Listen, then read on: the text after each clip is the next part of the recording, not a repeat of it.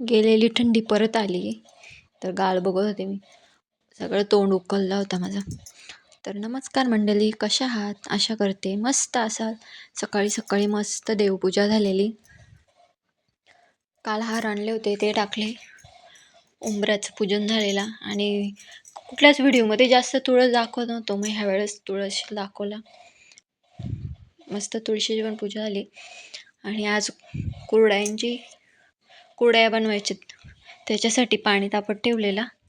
आणि गेलो मंदिरात कुलस्वामीच्या पाया पडायला. रविवार होता म्हणून मस्त फुलं बिलं ठेवली. तिथं हार लावला देवाऱ्याला.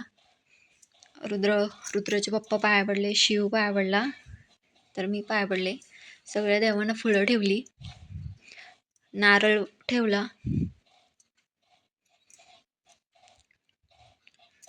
मस्त सकाळीच देवपूजा केली. काय मस्त दिवस जातो आणि भारी वाटते.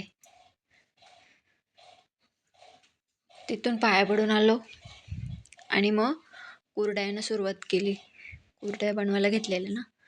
रुद्राचे पप्पाही मला ते साशे भरून दिलं आणि मग मी कुरड्या बनवल्या. आज एकच पायलीच्या बनवलेल्या.